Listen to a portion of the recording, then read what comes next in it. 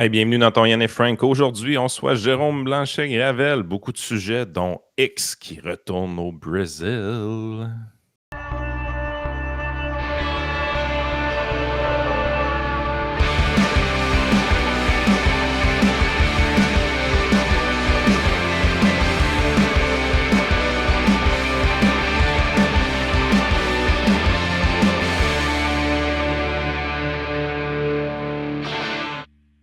Oui, juste avant de passer à Jérôme qui est dans l'antichambre, juste deux choses très rapidement. Premièrement, remercier notre commanditaire Ready for Canada. Donc, pour tout ce qui est la paperasse des entreprises pour les travailleurs temporaires dans plusieurs secteurs, c'est compliqué. Faites affaire avec Ready for Canada. Eux s'occupent de faire la représentation légale auprès des différents paliers de gouvernement quand c'est nécessaire de le faire. Donc, consultez ça sur Google. Vous allez trouver très rapidement Ready for Canada. Et Joey, qui a une petite promotion à faire pour Génération Ambition, de ce que j'ai Ouais. compris. Ouais, en fait, c'est un petit shout-out. J'attendais à jeudi pour le faire, pour que ce soit plus frais dans la mémoire des auditeurs. En fait, on fait notre premier événement de financement du mouvement en fin de semaine. Ça va être samedi. Je vais partager ça rapidement à l'écran. C'est une épisode de Blé d'Inde qu'on fait dans le coin de Montréal. C'est au Parc en Grignon. C'est 75-85 Terreau Bourdeau de la salle. À partir de 13h30, vous pouvez trouver l'événement sur la page Facebook de Génération Ambition. Vous trouvez le lien, ça coûte 25 $. Le but, c'est vraiment de commencer à avoir notre premier événement de financement. Je vais être là, bien évidemment. L'autre aussi vont se. C'est pour les jeunes et les moins jeunes, en passant. C'est pas juste parce que si vous êtes en bas de 30 ans, comme dans mon cas, c'est pas nécessairement un plus ou un mot, quoi que ce soit. Le but, c'est de commencer à se financer tranquillement pas vite. Notre site web est nouvellement en ligne depuis une couple de semaines. Si vous avez le goût d'aller voir ça, c'est mouvementgénérationambition.com. Bien évidemment, c'est frais fait. Fait que c'est sûr que on est quand même fiers du résultat. C'est pas, il n'y a pas 36 millions de trucs. On est encore en train de travailler sur le manifeste du mouvement. Mais écoutez, on vous y invite, les auditeurs, autant les Patreons que ceux qui nous regardent. Les cheap! Non, je vous niaise. Mais. Fais pas Tu sais que ça, tu vas avoir de la merde. Il y a juste moi qui peux faire ça. C'est moi le méchant dans le show. OK. Exact. C'est Yann le monopole de la méchanceté, je vais le laisser. C'est Yann le Tu méchant. veux pas ça. Tu veux pas. Donc, parfait. Donc, en fin de semaine, à Montréal, Joey Ouais. et les gens de Génération Ambition seront là si vous voulez les rencontrer et aller vous bourrer la face dans le sel puis dans le beurre. C'est parce que c'est à ça que ça sert à manger du blé d'Inde. Il n'y a personne qui trouve que c'est si bon que ça, du blé d'Inde. C'est saucé dans le beurre puis dans le sel. Donc, Jérôme Blanchet-Gravel, qui est de retour après une petite absence de 2 semaines, donc pendant ma semaine de vacances. Jérôme, ça roule pas mal à Libre Média, encore une fois. Vous étiez cette semaine avec... rappelle-moi le nom des... vous étiez avec la gang du Centre des libertés. Je pars tout le temps pour briser le nom. Oui. OK, parfait. Centre juridique pour les libertés constitutionnelles, évidemment, c'est une traduction de l'anglais. De l'anglais. Oh, bien. Petite gorgée de café, Jérôme, ça va être correct. Donc, oui, Libre Média fait organiser en quelque sorte la tournée du Centre juridique au Québec. Donc, John Carpé, le président, est passé par Montréal et Québec. Lundi, on avait un 5-7 au temps perdu. Je pense que c'était durant, d'ailleurs, un de vos événements. Oui. Direct, en même temps, je pense qu'il y a même une personne qui est venue aux 2 événements, qui est venue rapidement, qui est allée à l'autre. Donc, on voit encore qu'il y a une passerelle assez naturelle entre Yann et Frank et Libre Média. Donc, j'ai réalisé une grande entrevue avec John Carpé, qui est un avocat, en gros. Hein. Le Centre juridique pour les libertés constitutionnelles, sa mission, c'est de prendre des causes qui défendent les droits et libertés au Canada. Donc, interpréter la Constitution d'une manière qui est libérale.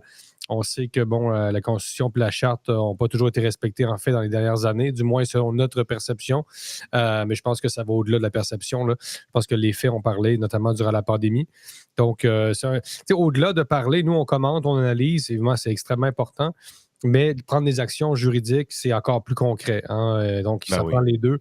Donc, si on veut préserver effectivement un espace de liberté au Canada, qui est censé être une grande démocratie libérale d'ascendance britannique, etc., ça nous prend des centres comme ça qui agissent, qui réagissent surtout aux atteintes menées, aux menaces contre les libertés fondamentales au Canada. Donc, je suis très content. Le 5-7, en passant, pour ceux qui sont venus, a été un succès. Il y a eu 50 personnes. On a jasé, on a échangé. C'est toujours important de voir des gens en présentiel, comme on dit aujourd'hui. Donc, on a beaucoup d'événementiels à Libra-Média ces temps-ci. Ça occupe une bonne partie de mon temps. D'ailleurs, on peut le dire tout de suite. Oui. Yann Sénéchal sera un de nos conférenciers pour 2 conférences, une à Québec le 12 décembre. Donc, on est d'avance. Le 12 décembre prochain, 2024, à la scène Le Bourgneuf. Une grande conférence sur l'avenir des médias et la liberté d'expression. Et on fait venir 2 Français bien connus, Nicolas Vidal et Alexis Poulain. Là, l'affiche n'est pas à jour parce que Alexa Lavoie sera également du programme. Oui, donc, OK. Plutôt à consulter ma page Facebook pour voir l'affiche va être changée incessamment, en fait, à l'heure où les... Mais ça, c'est le lien si les gens veulent se procurer les billets. C'est Voilà. pour ça que je le mettais à l'écran, donc c'est important. Là, à Québec, c'est sur le site de la scène lebourgneuf.com. Donc, vous allez là-dessus et vous pouvez vous procurer les billets. C'est bien parce que on réunit 5 personnes, 5 figures de proue, en fait, des médias indépendants. C'est assez rare. 2 Français, 3 Québécois. On couvre assez large. Franchement, je pense que ça s'enligne pour être un autre succès. Là. Dépêchez-vous, c'est pas pour vous pressuriser, mais la dernière fois, le 27 mai, avec le prof Caron, on avait vendu les billets en 10 jours. C'est pas en 7-8 jours. Donc, pour ceux qui veulent les billets à Québec, il y a juste 140 places à la scène Le Bourgneuf. C'est bien, c'est une belle salle. On aime la scène Le Bourgneuf. On aime l'organisation, le directeur, etc., Sylvain.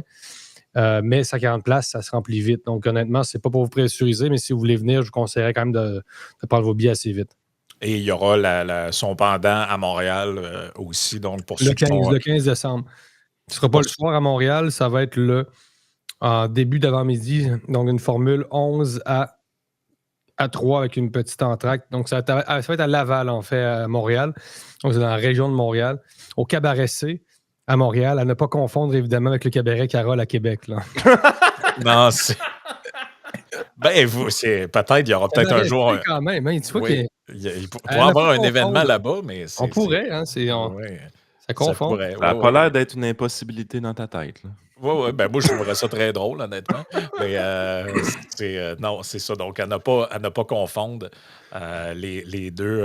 Ça sera la soirée mexicaine chez Carole. Ça sera une autre fois. Donc, c'est ça, quand même, beaucoup d'événements. Et, en fait, tous les thèmes qu'on veut aborder aujourd'hui sont tous reliés à la question de la liberté d'expression. Tu sais, le grand entretien que tu as fait avec ton invité, avec John Carpay.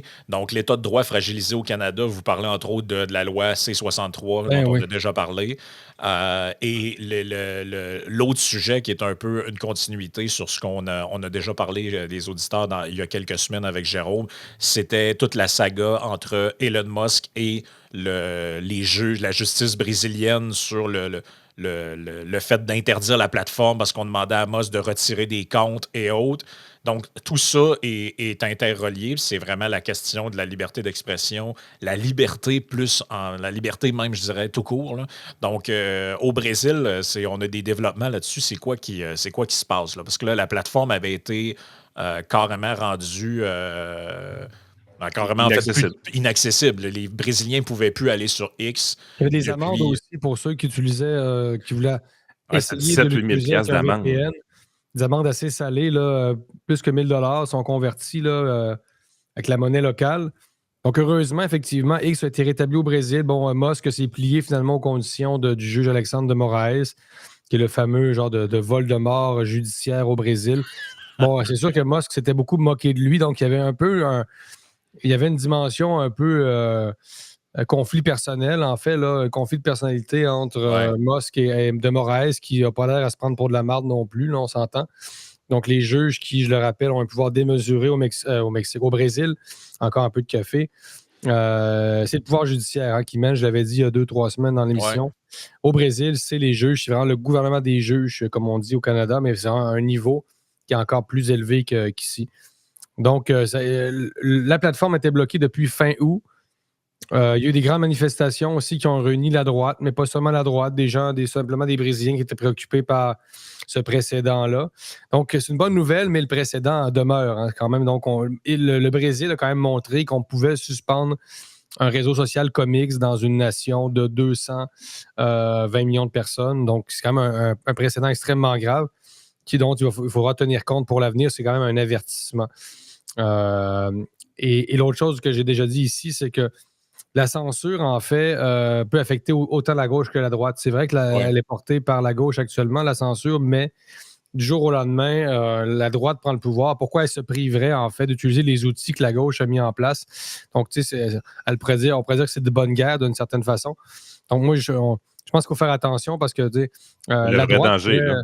peut prendre le pouvoir aussi en Occident un jour et, s'approprier ces moyens-là. Ça peut faire son affaire. Tu sais, ça marche de l'autre côté, en fait, la censure. Dans l'histoire, on l'a vu aussi. Je pense que c'est pour ça qu'ils sont que la gauche en ce moment dans plusieurs pays, aux États-Unis, en France, nommez les pays que vous voulez. Ils ont une hantise absolue que le pouvoir bascule à droite et ce qu'eux appellent l'extrême droite parce qu'ils savent que les mécanismes qu'ils sont en train de mettre en place de contrôle d'Internet, de certaines lois liberticides seront instrumentalisés contre eux. Là. Donc, c'est pour ça, je pense, qu'ils mettent autant d'énergie à dire c'est une menace à la démocratie, ce sera la dernière élection si vous votez pas comme il faut, l'extrême droite va prendre le pouvoir parce que comme tu viens de le dire, vous vous doutez bien que Hillary Clinton, qui propose de retirer des lois qui font en sorte que des plateformes sont protégées, parce que grosso modo, je le répète, là, aux États-Unis, une plateforme numérique ne peut pas être poursuivie pour des choses que les gens disent dessus. Donc, dans le fond, l'idée, c'est que les plateformes ne créent pas de contenu, c'est les gens qui s'expriment là-dessus. Donc, c'est les gens eux-mêmes qui sont redevables de ce qu'ils disent. Contrairement à un média écrit est responsable du contenu qui est dessus. Donc, si moi, je publie une lettre d'opinion dans laquelle je fais de la diffamation dans le Journal de Montréal, on va dire, le journal peut se faire poursuivre pour ça ou dans le Wall Street Journal, prenons un exemple américain, mais sur X ou sur Facebook, X ou Facebook ne peuvent pas être poursuivis parce que c'est moi qui est responsable de mes propos et non la plateforme elle-même, puisque ce n'est pas elle qui crée le contenu. Et elle propose de changer ça, là.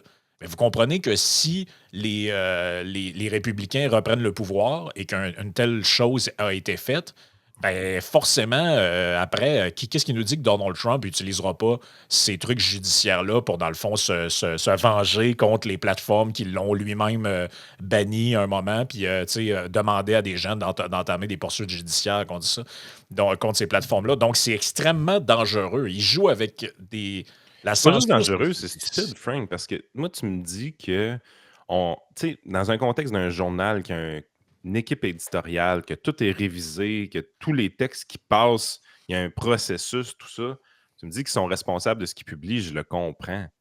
Mais sur X, sur Facebook, sur YouTube, je veux dire, humainement parlant, là, en termes de ressources humaines que ça prendrait pour faire de quoi d'équivalent, c'est juste impossible. Là, on parle de bots, de robots qui le feraient à la place des humains. Puis ces robots-là, on expérimente depuis longtemps leur imperfection, tout ça. La charge de travail que ça implique en termes d'heures, que ce soit en programmation de robots ou que ce soit en temps humain pour faire l'inspection de tout ce qui est publié, c'est impossible. C'est du domaine de l'impossible. C'est pour ça qu'il ne faut pas tenir les plateformes responsables de ce qui est publié. Au contraire, on doit les limiter à quelque chose qui est gérable pour eux, c'est-à-dire les actes criminels. Donc, les actes de haine, les actes de doxing, par exemple, d'un individu, des choses comme ça, où est-ce que là, il peut avoir une vigilance parce que le champ de compétences est restreint, puis ils peuvent avoir une équipe de gestion pour ces affaires-là. C'est faisable, c'est humainement faisable de faire des trucs comme ça. Mais d'arriver et de dire, d'imposer une ligne éditoriale à une plateforme, de toute façon, c'est pas l'objectif. C'est pas le même type d'entreprise. C'est des choses qui sont complètement différentes. Et ils doivent avoir des législations différentes aussi. Ben oui, puis juste avec Jérôme en chaîne, là, c'est qu'il faut comprendre c'est quoi l'enjeu là-dessus. Là, parce qu'aux États-Unis, il y a des lois qui protègent pour ça, mais dans d'autres pays, il n'y en a pas, notamment en France. Et c'est pour ça que le gars de Telegram a été arrêté. Rappelez-vous, les arguments, on disait ben, il est responsable parce que des gens utilisent Telegram pour vendre de la drogue ou des armes, par exemple. Mais dans la juridiction américaine, tu ne peux pas être tenu responsable de ça parce que c'est les usagers eux-mêmes qui sont responsables des communications qu'ils ont et de leur usage des dites plateformes. Mais ces lois-là sont pas. Elles ne sont pas en vigueur dans toutes les juridictions. Donc, c'est ça qui crée énormément de problèmes. Donc, si ça tombe aux États-Unis, ce genre de truc-là, ben, ça peut être littéralement la fin de ces plateformes-là, ou en tout cas des plateformes qui donnent de la liberté à des gens, puis ça peut être sérieusement mis en danger. Là. C'est ça, c'est comme dit Yann, c'est ça le modèle d'affaires qui est complètement différent d'un média comme tel. Donc, ce sont des médias sociaux où on est à la fois produit et individu, là, puis on devient aussi une sorte de produit. Hein. Finalement, c'est comme ça qu'ils font leur argent avec les gens. Là. Donc, il y a un volet un peu matrice dans Facebook et tout ça, parce que c'est rendu même qu'on met des publicités sur nos propres pages, hein, sur nos propres murs. Donc, on est le produit et l'acteur. C'est un modèle, c'est quand même assez machiavélique d'une certaine façon, mais je ne m'en passerai pas pour autant. Mais effectivement, le discours des États, préparez-vous, puis là, on le voit, on l'a vraiment avec Durov, mais ça va s'amplifier, c'est qu'effectivement, les grandes plateformes favorisent la criminalité. Ça, c'est le discours qu'on entend déjà et qu'on va entendre de plus en plus, en fait, dans les prochaines semaines, dans les prochains mois. Et il y a un nouvel exemple de ça. Discord, que je ne connaissais pas exactement, une messagerie assez populaire chez les gamers, comme on dit, c'est ça? Oui. Qui a été interdite en Turquie et en Russie cette semaine. On a fait un article là-dessus à Libromédia. Donc, on touche des sujets quand même assez précis, mais encore une fois, l'argument invoqué par Ankara et Moscou, c'est évidemment que c'est la criminalité. C'est exactement le même argument qu'avec Pavel Durov. Apparemment, il y a eu le meurtre d'une femme en Turquie. Il y aurait des gens qui auraient comme célébré ça. Qui se seraient comme réjouis. Donc, évidemment, c'est extrêmement pas chic là, comme genre de réaction. Mais c'est la même stratégie qu'on utilisait avec les crypto-monnaies. Je veux dire, quand le Bitcoin... le mot, quand le Bitcoin est arrivé, les gouvernements voyaient une atteinte à leur monopole envers la gestion des monnaies à des endroits. Puis, pour faire peur aux gens, pour inciter les gens à ne pas utiliser ce type d'outils financiers, l'idée était vraiment de dire c'est les criminels qui s'occupent de ça. Les transactions de drogue sur Internet, les transactions d'armes se font en Bitcoin. Donc, touchez pas à ça. Ce n'est que pour les criminels, qui était une simplification vraiment grotesque. Là. Je pense qu'on va assister aussi au retour de l'argument de la criminalité. Bon, il y a eu le virus, il y a eu l'environnement. Mais là, la criminalité, c'est un vieux classique. En fait, c'est peut-être le plus vieux des classiques. Mais suspendre des droits au nom de la lutte à la criminalité, c'est peut-être le plus grand classique. Avant qu'on ait l'écologisme. National Security. C'est vieux comme le monde, ce truc-là.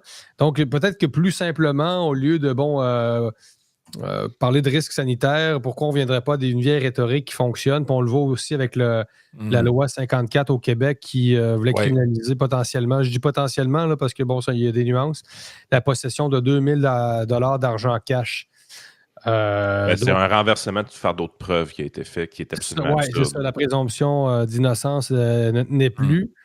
Donc, il va y avoir un retour de ça. On lutte contre, toujours vraiment au nom de la protection du public. Donc, si on restreint vos droits, c'est parce qu'on veut vous protéger. Pour votre bien. Contre les criminels, contre les changements climatiques, contre les discours haineux, contre... C'est là que les lignes que tu utilises beaucoup, antisanitaristes, ou où est-ce que tu ridiculises un peu le besoin des Québécois d'avoir de la sécurité puis de demander autant de sécurité de la part de leur gouvernement. Ces lignes-là que tu utilises sont anodines, les grands enjeux, tout ça. Ça a l'air d'être des jokes que tu fais, mais en même temps, c'est pas pour rien que tu as ça comme cheval de bataille de ton côté. C'est que tu vois un peu plus le big picture. Tu dis, à chaque fois que les Québécois, naturellement, demandent plus de sécurité à leur gouvernement, ça met la table à l'apparition de lois liberticides qui vont être beaucoup plus facilement approuvés au Parlement et qui ne feront pas de vagues à l'intérieur de la population parce qu'il y a une programmation vers cette demande de sécurité-là qui arrive dans toutes les sociétés vieillissantes. Le Québec est ce qu'il est parce qu'il y a un problème démographique au Québec. Mais oui, puis une question de mentalité aussi, mais effectivement, c'est les deux. Mais on le voit en ce moment avec des exemples très, très concrets, là, Jérôme et Yann. Là. Il y a une pression sur le gouvernement en ce moment là, pour réduire la limite d'alcool de 0,8 à 0,5. Ouais, les grands dossiers. Oui, ça vient entre autres du Parti libéral du Québec. Le Parti libéral du Québec, la seule affaire qu'ils trouvent de bon à faire, c'est limiter les libertés des gens. Quand même assez... OK, parce que j'ai vu ce grand dossier-là... les grandes enquêtes du Devoir cette semaine, ça m'a beaucoup amusé. Oui. C'est tellement beige, c'est tellement insignifiant, c'est incroyable. Mais c'est ça partout qui est en train de se généraliser. J'ai reçu le journal local de la ville de Lévis dedans. Là. Il y a un grand dossier dedans, nous expliquer, ils sont tout fiers qu'ils vont limiter, en fait, ils vont abaisser les limites de vitesse dans un paquet de rues. Donc là, maintenant, tu vas pouvoir. Donc là, maintenant, dans ton véhicule, pour être sûr que tu ne tues pas personne et que tu ne sois plus, dans le fond, en train de commettre un genre de génocide routier à chaque fois que tu roules, ça va être maximum 30 km/h et pas plus qu'une demi-coupe de vin. 1 heure avant de le prendre parce que, tu sais, dans le fond, c'est comme un genre de meurtrier en puissance. Alors que, tu sais, je veux dire, il y avait une étude qui montrait il nous disait que abaisser 0,8 à 0,5 permettrait de sauver 9 vies peut-être par année. 9.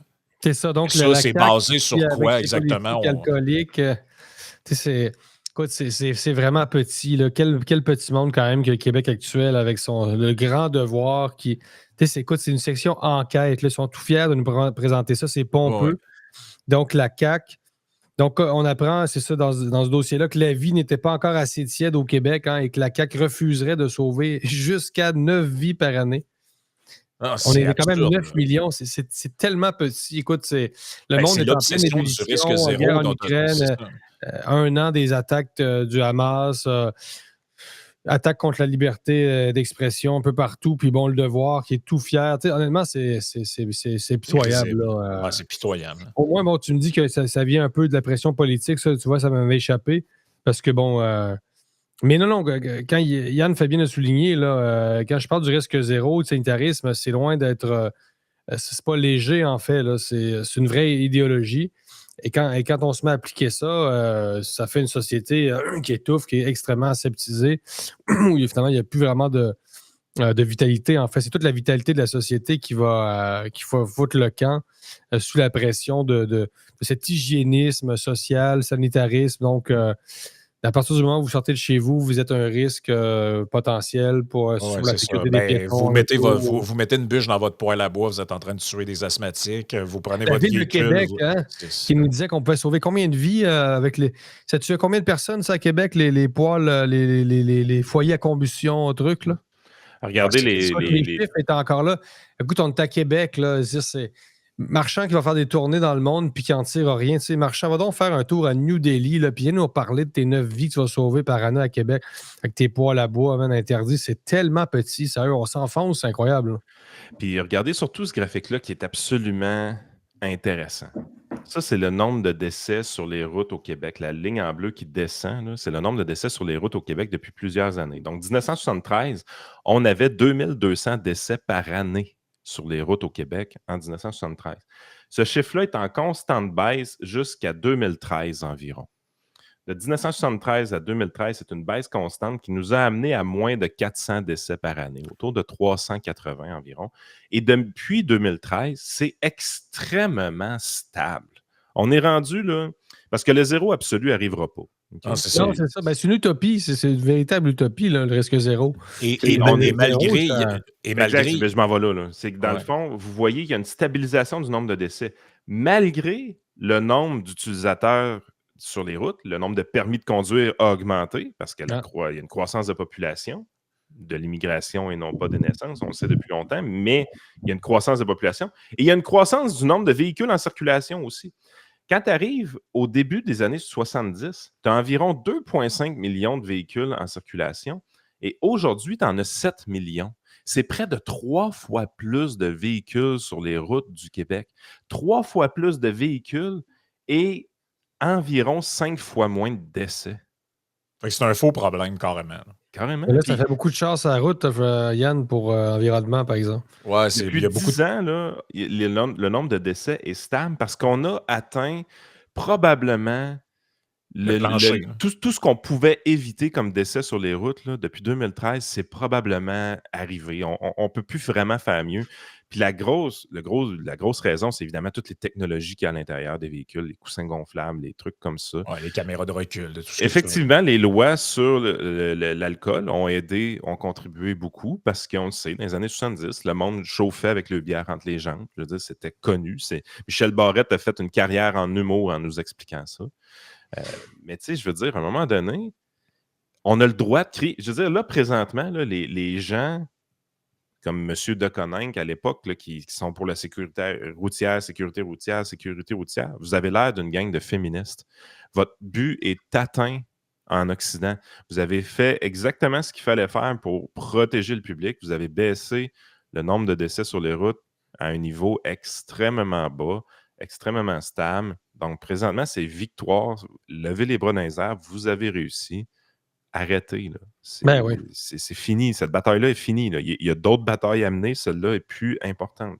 Mais l'obsession du risque zéro, Jérôme t'en parle souvent, puis Yann en a parlé aussi, c'est vraiment une maladie qui ronge les institutions puis les partis politiques. Il n'y en a pas de risque zéro. Puis tu sais, c'est un principe que c'est presque une boutade, là, mais le fameux principe du 80-20 là, que tout le monde connaît, c'est que pour assez peu d'efforts, tu obtiens 80% des résultats, mais pour aller chercher le 20% qui reste, tu dois faire des efforts surhumains qui, à un moment donné, n'en valent pas la peine. Et je pense que ça, c'est un exemple classique de ça. C'est-à-dire que pour des lois pas trop liberticides et des trucs de bon sens, là, genre des limites de vitesse acceptables, pas être sous au volant, tu réduis la mortalité de manière énorme. Mais pour passer du plancher que tu viens de montrer à zéro, là, ben ça va nécessiter des mesures extrêmement liberticides, genre limite zéro alcool. Puis ça, là, les gens, ça veut pas juste dire de pas être sous au volant. Là. C'est pas ça que ça veut dire. Ça veut dire que vous allez au restaurant avec vos amis, avec votre famille, avec votre conjointe. Là, vous prenez 0,5, là, c'est tu prends à peine un verre de vin et tu peux te faire arrêter par la police après. Il n'y a personne qui n'est pas en état de conduire après un petit verre de vin. C'est ridicule. C'est ridicule. Allez parler de ça à des Européens et dans certains pays, ils vont éclater de rire.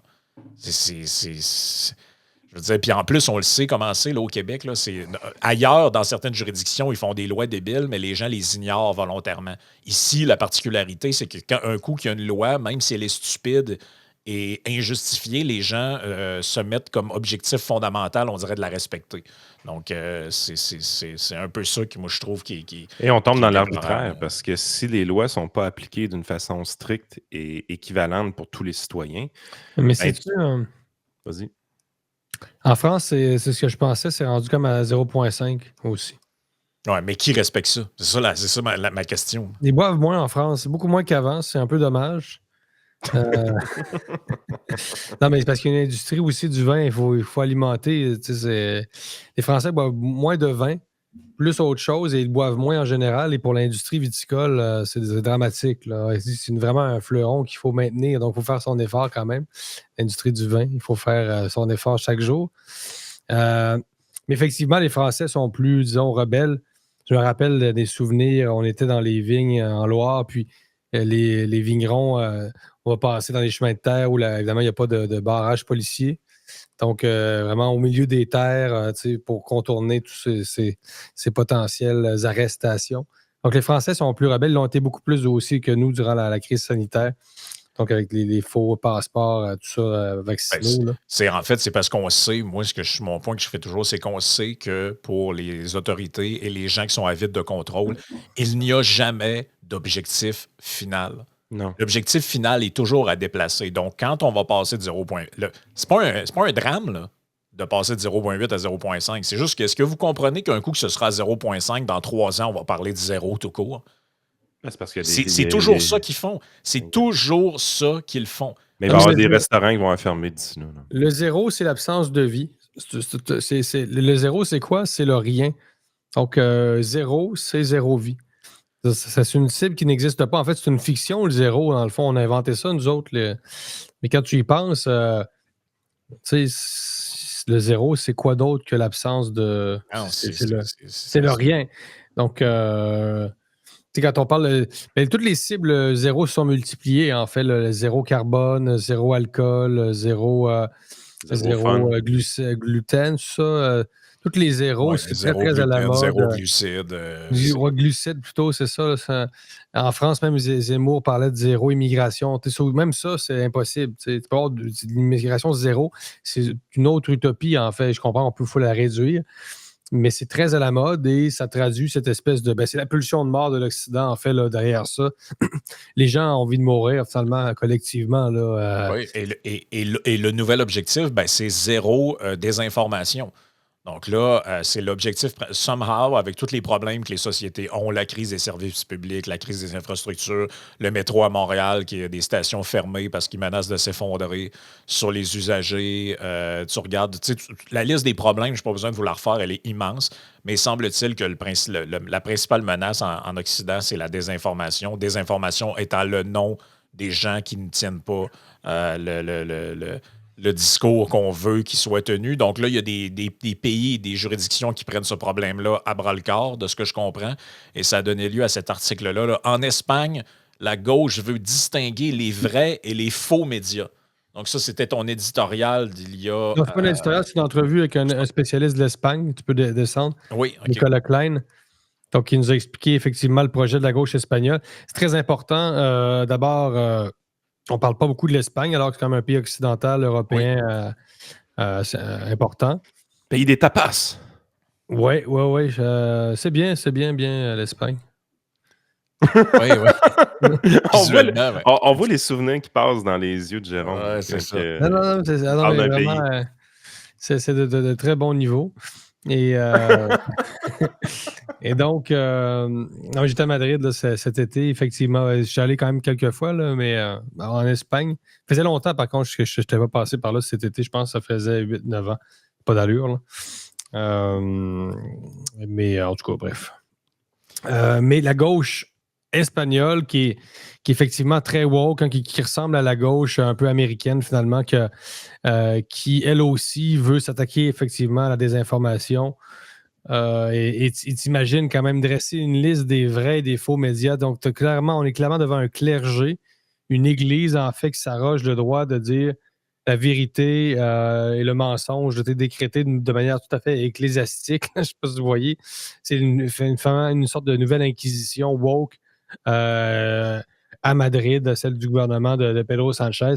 Bon, c'est pas encore établi. Il va falloir qu'ils concrétisent ça. Est-ce qu'ils vont réussir? On espère que non. Mais c'est quand même intéressant parce que on voit que la censure en Espagne, en fait, ça a toujours été vraiment le fruit du franquisme. L'Espagne, historiquement, la censure, c'est le franquisme. C'est la droite. Mm-hmm. Imaginez quand même le renversement quand c'est la gauche qui, tout d'un coup, veut s'approprier, encore une fois, les outils de l'État pour, c'est ça, faire passer, favoriser le point de vue qui l'arrange, etc. Donc, quand on dit que l'étatisme, finalement, ça peut rejoindre les deux côtés. Là. Donc, tout d'un coup, que ce soit la droite ou la gauche qui favorise la censure, évidemment, c'est pas mieux à droite ou à gauche. Et c'est un renversement. Tu vois qu'on n'a pas tiré d'abord les leçons de l'histoire. Et écoute, c'est un autre laboratoire qu'il va falloir suivre, mais imaginez quand même juste avoir cette prétention-là, vrai et faux. Vrai et faux. Toi, tu as cette prétention-là. Là. Donc, évidemment, on comprend que tous les médias indépendants qui ne sont pas sur la ligne du gouvernement vont être décrétés comme étant des faux médias. Yann et Frank en Espagne. Yann y Francisco, pues está prohibido ahí. Donc, non, mais c'est ça. Hein?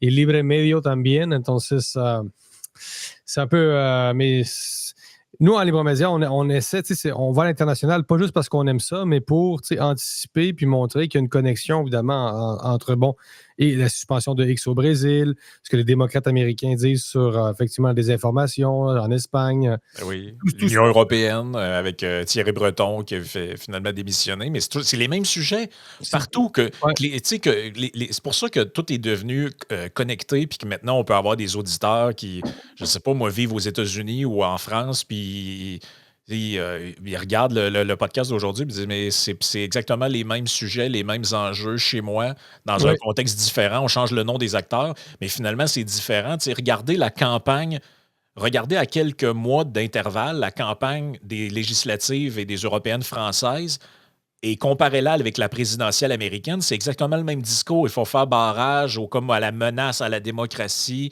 Puis là, c'est devenu systématiquement ça, le discours. Donc là, c'est la menace de la désinformation sur Internet, le complotisme et l'extrême droite qui serait toujours... Tu sais, là, c'est chaque jour, l'extrême droite prend le pouvoir quelque part. Là, tu te dis, mais coudonc, est-ce qu'on est on doit être à la veille d'une révolution hitlérienne planétaire? Je peux pas croire. Là. Chaque jour, dans les médias, je vois des articles nous disant que là, l'extrême l'extrême droite progresse là, aux Pays-Bas, en Allemagne, en France, aux États-Unis, au Mexique, partout, tu te dis, mais coudonc, si on se fie à ce que ces gens-là disent, qui eux prétendent être des remparts contre la désinformation, on est littéralement au bord d'une révolution éclairienne. Là. Alors que, il faut évidemment se méfier des étiquettes extrême droite. Il faut toujours les mettre entre guillemets quand c'est employé par les grands médias. Mais tu vois, sur la liberté et la censure, il y avait un article complètement farfelu publié dans la presse aujourd'hui qui a un titre quand même relativement accrocheur qui s'appelle « La liberté universitaire en recul dans de nombreux pays ». Et ils partent d'un truc qui est vrai. En fait, là, c'est l'Academic Freedom Index qui montre que la liberté universitaire dans plusieurs pays, dans plusieurs États, même aux États-Unis, régresse. Et puis là, tu te dis, c'est un problème. Mais parler avec à peu près n'importe qui œuvre dans ce monde-là, ils savent très bien d'où vient la censure dans les universités et qui exerce cette pression-là. Mais dans l'article de la presse, en fait, le seul truc dont on nous parle, c'est du fait que les militants de pro-Palestine seraient victimes de censure là, sur les campus aux États-Unis. Là, alors qu'ils sont partout, ils sont même campés. La gauche s'intéressait à la censure Oui, c'est ça. Là, avec la Palestine. Donc, effectivement, on a dit que ça se pourrait aussi que le point de vue israélien ait été favorisé sur Facebook, par exemple. C'est fort possible. Pour des affinités, peut-être... De Zuckerberg avec Israël, je ne sais pas, là, c'est pas un complot, etc. Là. Chaque personne a ses opinions personnelles, puis les PDG, évidemment, des entreprises, donnent une certaine culture d'entreprise, évidemment, à leur entreprise. Musk, par contre, qui disait qu'au début, il voulait un média 100% neutre. Je ne sais pas si X est 100% neutre, je ne sais pas si la neutralité absolue existe non plus. Mais tu sais, la révolution hitlérienne dont tu parles, Frank, c'est des étiquettes, encore une fois. Tu sais, il y a des gauchistes qui sont quand même profondément malades psychologiquement. C'est-à-dire, quand tu persistes à croire qu'on est d'extrême droite, nous-mêmes, les trois ici, là, il y a quelque chose de délirant. Là, d'extrême droite et libertarien. C'est parce qu'ils trouvent le moyen de mettre ça ensemble. Non, déjà ça marche pas. Là. Et moi, j'ai dit souvent, si j'étais d'extrême droite suprémaciste, je ne serais pas allé vivre à Mexico, je serais allé vivre en Norvège, peut-être. J'aurais écouté du black metal suprémaciste. Je n'aurais pas écouté du reggaeton à Mexico. Là. Tu sais, à un moment donné, comprenez quelque chose aussi. Là. Non, c'est ça. Tu triperais sur les femmes blondes du nord de l'Europe, puis tu aurais des marteaux de Thor partout, puis ce genre de symbolique-là. Là. Les gens ne comprennent pas que... En fond, ils ne connaissent pas l'extrême droite. Effectivement, toute la mythologie néo-païenne, puis le nazisme, en fait, qui était anti-chrétien, etc. Ils ne savent pas vraiment ce qu'est l'extrême droite. Enfin, on s'en doutait, là. Mais pour venir à l'offensive mondialisée, c'est ça. C'est important de relier les points, de faire apparaître la constellation. Toutes ces attaques-là paraissent effectivement coordonnées. Et comme on dit, la gauche va s'essayer. C'est-à-dire, ça, c'est clair. La gauche est en train de s'essayer pour prendre le contrôle de ce qu'on appelle le narratif. Et il n'y a rien de plus clair que ça. Et le mois, je le répète, le mois d'août dernier a été un mois noir pour la liberté d'expression. Là, on en assiste vraiment à une intensification de l'offensive menée contre la liberté d'expression. Et nos médias deviennent de plus en plus importants pour résister à cette censure-là qui n'est absolument pas fictive, mais qui est de plus en plus claire. Et on espère qu'on va résister. Je pense que quand même, avec des instruments, il va y avoir de la résistance, il y en a déjà. YouTube y participe aussi. Il y a quand même des grandes plateformes, d'ailleurs comme Telegram, qui se laisseront pas manger la laine sur le dos, comme on dit. Là. Quand tu as YouTube, quand même, parce que YouTube dépend, on sait, quand même, en partie des médias comme les nôtres. Donc, du jour au lendemain où tu bannis toutes les chaînes fausses, des faux médias, comme dit la gauche espagnole, ces grandes plateformes-là viennent de perdre une partie considérable de leurs revenus. Donc, ce ne sera pas simple quand même. Il y a quand même des grandes entreprises, il y a beaucoup d'argent en jeu là-dedans. Donc, ils ne pourront pas du jour au lendemain fermer le robinet de tout ce qui est considéré comme à droite. Mais c'est très, très clair. Et pour venir à X au début de l'émission, écoute, c'est un précédent qui est incroyable. Fermer un réseau social dans un pays de 220 millions de personnes, c'est une sorte de cubanisation du Brésil et c'est carrément inacceptable.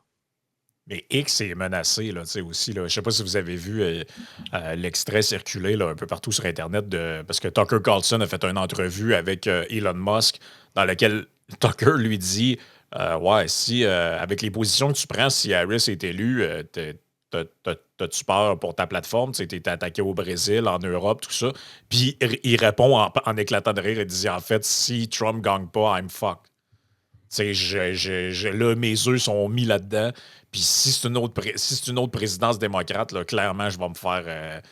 Puis je sais pas si. Tu sais, il le dit très certainement pour orienter le vote, ça c'est clair. Mais il y a une petite partie de vrai là-dedans. Là. Je pense que les déclarations que ces gens-là font sur la liberté d'expression, les appels, la plus dangereuse de toutes étant Hillary Clinton, là. Il devrait peut-être lui dire d'arrêter de parler. Chaque fois qu'elle parle, en fait, t'as l'impression que c'est un film d'horreur. Non, mais c'est épouvantable. Les gens qui trouvent pas ça épouvantable, ce que cette femme-là raconte, je veux dire, je sais pas dans quel monde vous vivez. Là. Hillary, ça. Et Hillary Clinton, avec les déclarations qu'elle fait sur la liberté d'expression, en gros, cette partie-là des démocrates, je ne sais pas si Harris partage ces idées-là et s'ils ont tous cette ligne-là, mais clairement, elle et cette frange-là, eux, ils ont carrément une ligne dure de OK, on va censurer carrément des plateformes, s'il faut, la plateforme fermera. Ah oui, puis il y a un appétit de leur côté aussi. On dirait qu'ils veulent un peu, pas jouer le tout pour le tout. Mais comme tu disais, Frank, il y a une sorte de panique peut-être effectivement de leur côté, mais c'est bon, c'est dur à déterminer. Mais il y a un discours qui s'est décomplexé très clairement et ça s'est joué dans les derniers mois. Et on a le goût à gauche d'embrasser carrément ce mouvement de censure de manière tout à fait décomplexée. On a envie de faire ça. Il y a une incompréhension de la bande parce que ce qu'on voit dans le contexte québécois, mais c'est vrai aussi dans le contexte américain, les publications les plus populaires, pas celles poussées par l'algorithme ou n'importe quoi, les plus populaires naturellement, qui ont le plus de likes, qui se font le moins ratio, tout ça, c'est des publications plus à droite. Les publications qui se font déchausser en termes de ratio, là, c'est des publications plus à gauche. Mais tu sais, ce que les gens ne comprennent pas, c'est que, étant donné qu'il y a une censure du discours de droite qui s'effectue dans les médias traditionnels sur les autres plateformes et que X est la plateforme la plus décontenancée où est-ce que justement les gens peuvent plus s'exprimer. Il y a une tendance, évidemment, des gens à droite d'utiliser un peu plus cette plateforme-là parce qu'ils sont plus à l'aise sur celle-là. Ils ne se font pas censurer comme sur les autres plateformes. Mais le problème dans tout ça, c'est que les gauchistes, eux autres, sont persuadés que les chiffres obtenus par la droite sur le réseau de X, qui sont meilleurs que les leurs, est généré par des robots en Russie, est généré par de l'ingérence étrangère, tout ça. La ligne PSPP. Là. La ligne PSPP, au Québec, dans une moindre mesure... Tu vois ça. Quand tu vas au Québec, ce que tu vois un peu plus, mettons, c'est les pirates être très actifs sur Twitter, parce que c'est là qu'ils se sentent le plus libres de s'exprimer. Puis mon PSPP sort dans les médias en faisant croire aux gens que les comptes pirates, c'est des faux comptes, puis que c'est les agents russes qui sont derrière ça. Je veux dire, ça, c'est une très, très mauvaise le matin? Yeah. T'as pensé quoi de ça, Jérôme? Ben écoute, c'est déplorable. PSPP qui nous fait le coup d'Hillary Clinton, en fait. Donc, est-ce que Boc-Côté, selon PSPP, est payé par la Russie pour propager de l'extrême droite en Europe au Figaro? Honnêtement, ils sont censés se connaître, eux autres, là. Donc, c'est la question que j'aimerais qu'ils tranchent. Est-ce que le point de vue de Boc-Côté est le reflet de l'ingérence étrangère russe ou turque ou chinoise? Parce que Puis comme je vous disais, quand vous commencez avec la Russie, c'est parce que la Russie, en passant, c'est pas la principale menace. Ça reste la Chine, la principale menace. C'est ceux qui gèrent le Canada là, avec les postes de police et tout ça. Là.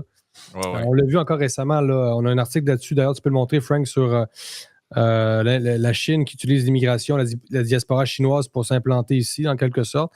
Et les Chinois du Canada sont obligés d'adhérer au régime communiste chinois, de se conformer finalement à ce que pense le régime, même ici. Donc, les Chinois du Canada ne sont pas libres, en fait. Ils sont un peu tenus en laisse par Pékin. Et donc, la Chine emmène beaucoup plus large au Canada que la Russie, là. Évidemment, c'est un pays d'1 milliard.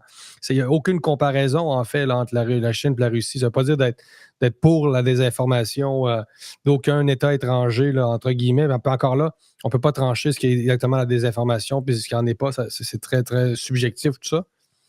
Mais la Russie, c'est un peu un bouc émissaire, en fait. Là, si les pays occidentaux étaient sérieux, ils s'attaqueraient quand même d'abord à la Chine et ensuite à la Russie.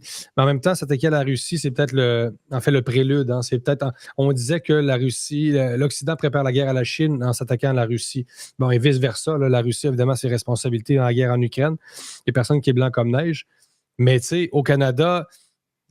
on sait depuis longtemps là, que c'est la Chine, avec toutes les révélations, le scandale d'ingérence, les députés, les pots de vin. Arrêtez de. Oui, on avait même des gens, on disait qu'il y avait des députés qui seraient même des taupes. Là.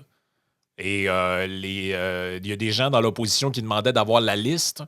Et c'est mort au feuilleton, tout ça. On nous disait, finalement, on ne le sait pas. Finalement, il y a des gens qui, littéralement, avaient accepté bon, on ne sait pas exactement comment ça s'est fait, mais on sait qu'il y a des gens qui ont perdu des élections dans des comtés où il y a des fortes diasporas chinoises parce qu'il y a des gens qui... parce qu'à un moment donné, les organisations locales étaient sous influence carrément du Parti communiste chinois. Là.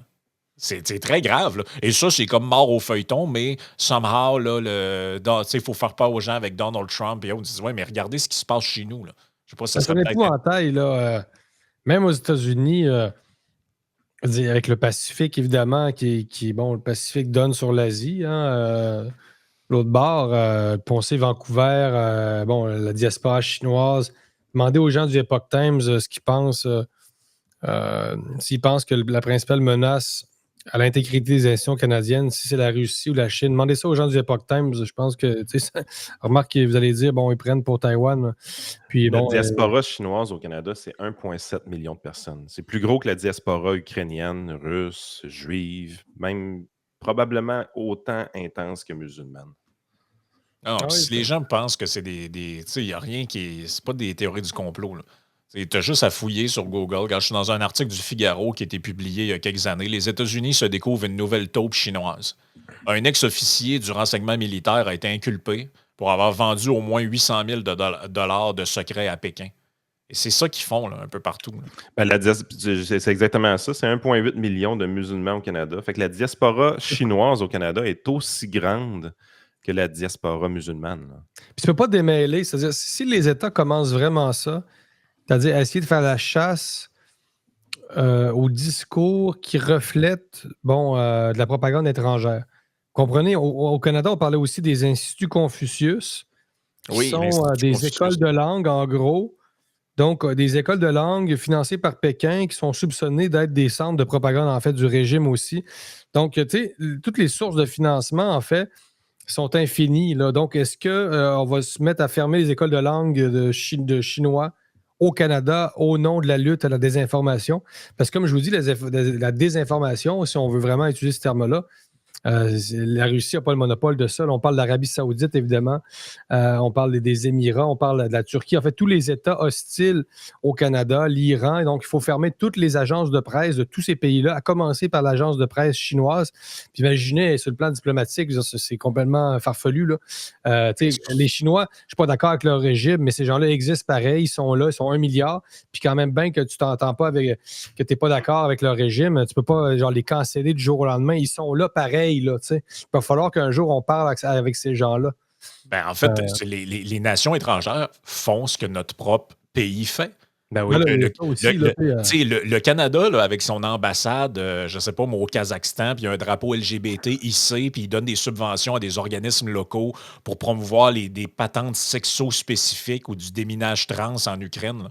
Vous comprenez que c'est exactement le même procédé. Là. Le but, c'est de prendre des gens avec des valeurs ou une vision canadienne des choses, de les infiltrer ou de les placer à des endroits, dans des organismes, dans des organisations, dans des pays étrangers. Comme et si les États-Unis ne faisaient pas ça, eux autres. Ils n'ont jamais fait ça. Financer des centres, genre des organismes de défense des droits humains. Ils n'ont jamais fait ça au Venezuela, à Cuba. Les États-Unis n'ont pas tenté d'intervenir non plus à Cuba.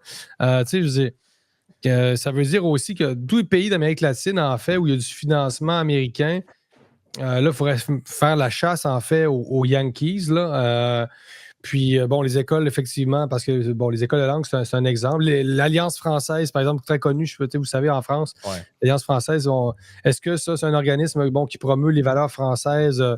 C'est parce que si tu rentres là-dedans, honnêtement, parce que vous avez du travail pour 52 ans. Je pense que la sortie de PSPP, dans le fond, peut se résumer comme ça, c'est que quand tu vois l'ingérence étrangère dans tous les pays du monde, avec tous les acteurs, dont nous-mêmes qui en fait à l'extérieur, j'ai l'impression que PSPP trouvait ça plate qu'on n'en avait pas au Québec. On dit, on est donc bien insignifiants, nous autres. Il n'y a personne qui essaye de nous influencer sur rien. Ils nous laissent tranquilles dans notre petit coin de pays. C'est sûr, on ne compte pas beaucoup non plus. Ben, écoute, est-ce que, mettons, t'es Moscou demain matin, tu déploierais-tu une armée de bots et de militaires pour faire de l'ingérence étrangère au Québec francophone? Pourrait financer les souverainistes québécois, en fond. Ça serait peut-être leur meilleur move. D'ailleurs, les sécessionnistes catalans sont soupçonnés, mais encore là, est-ce que c'est de la propagande de Madrid? C'est vrai, ça. Il y a un livre très sérieux, en fait, là, qui démontre des liens très clairs entre, par exemple, Puigdemont et la Russie. Mais c'est vrai, si la Chine voudrait faire chier le Canada... Au Québec, les PSPP c'est comme si on accusait PSPP d'être financé par le Kremlin. Et là, eux qui se prennent pour des grands progressistes, machin, là, ils seraient dans la merde pas mal, là, disons, ils ne seraient pas très cohérents. Mais on a vu ça en Espagne. Mais honnêtement, mais être Moscou, tu veux déstabiliser le Canada, entre guillemets... en fait, tu parlement que tu finances par la bande des souverainistes, mais je pense qu'ils n'ont jamais essayé ça. Mais ce serait quand même cohérent dans le sens où tu vises la division des États de la Fédération canadienne pour affaiblir le Canada. Ce serait quand même une bonne idée. Mais les souverainistes, évidemment, ne se mettront pas là-dedans. Puis Moscou, je ne pense pas que ça soit même pas... je pense pas que le plan n'ait jamais même pas été réfléchi ni évoqué. C'est parce qu'on n'est pas un acteur assez pertinent sur la scène internationale, mais si tel était le cas, je pense que ça pourrait sérieusement l'être. Là. Dans le sens que si les Russes font de l'ingérence quelque part, clairement, ça doit être aux États-Unis et probablement dans des pays européens comme l'Allemagne. Parce qu'ils ont des intérêts stratégiques. Mais je veux dire, avant qu'on s'intéresse à essayer d'infiltrer des partis politiques ou des médias québécois, pourquoi on parle de ça? C'est parce qu'il y a vraiment des gens qui s'imaginent qu'on est des agents israéliens ou russes. Là. Je veux dire, je ne sais pas si vous réalisez l'insignifiance de l'échelle de grandeur dont on parle. Je veux dire, si les Israéliens ou les Russes ont de l'argent à mettre pour trouver des influenceurs, pour tout ça, ils doivent le faire, j'imagine, dans des pays qui ont une influence très importante, là. Pas dans des provinces de pays marginaux comme le Canada sur le plan international. Là. Parce que c'est plate, mais c'est ce qu'on est. Là. Fait que ça vous plaise ou pas. Là. Mais c'est surtout que... beaucoup plus en anglais aussi. Le marché francophone est plus petit. Puis vous vous adressez pas non plus, vous, aux Français comme tel. Là. C'est surtout qu'on ignore tout le temps l'explication facile. Je veux dire, c'est beaucoup plus probable qu'une tonne de gens qui ne se reconnaissent pas dans les médias traditionnels, mais qui ont quand même un peu peur à leur emploi, utilisent un faux nom avec une fausse photo, puis mettent un drapeau de pirate comme sentiment d'appartenance à quelqu'un qui écoute la station de radio de Jeff Fillion. Là. Cette explication-là est beaucoup plus plausible au niveau anthropologique que de l'ingérence étrangère. Pourquoi on saute tout le temps sur la version complotiste?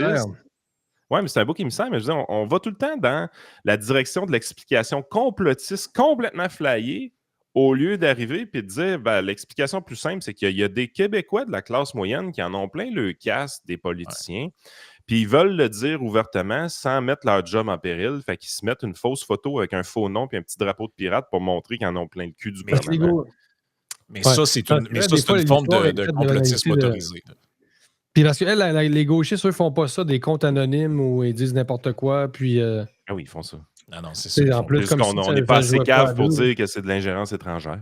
Là. Non, c'est ça. On n'est pas assez cave. Pourquoi nous, on ne dit pas que c'est de l'ingérence étrangère? Je sais pas, du Venezuela, genre... Ouais, c'est ça. Dans le fond, je sais pas, moi, que le compte du lobby montréalais, en fait, c'est le lobby vénézuélien. C'est ridicule. Écoute, Jérôme, en terminant, peut-être rappeler aux gens, le site web de Libre Média, évidemment, votre chaîne YouTube, le compte Twitter qui peut être suivi également. Facebook, il y a encore des problèmes avec ça, je pense. Oui, ça nous affecte encore. Financièrement aussi, parce qu'on avait 40 000 personnes. Fait que c'est depuis août 2023, la page est fermée. On a quand même hâte qu'il y ait un dénouement. Mais il n'y a plus personne qui va sur Facebook. Ce que je remarque depuis qu'il n'y a plus de nouvelles sur Facebook, il n'y a plus rien. Peut-être que ça va revenir avec les nouvelles, on va voir. Mais non, notre page Facebook au Canada, ça ne sert à rien. Tu vois, c'est un autre litige un peu spécial. Sinon, je rappelle l'événement, les 2 conférences, 12 décembre à Québec, 15 décembre à Laval, dans la région de Montréal, avec notamment Yann Sénéchal, Alexis Poulain, Nicolas Vidal, Alexa Lavoie et moi-même pour une grande conférence sur l'avenir des médias et la liberté d'expression. C'est beau, hein? On rappelle, on invite les gens à aller, ceux qui sont dans la région de Québec, région de Montréal, ça va s'en venir également, donc à se procurer les billets pour cette conférence-là qu'il va avoir. Et sur ce, merci Jérôme d'avoir été là, merci aux auditeurs, et on se reparle, dans 2 semaines. Ouais, toujours un plaisir les gars.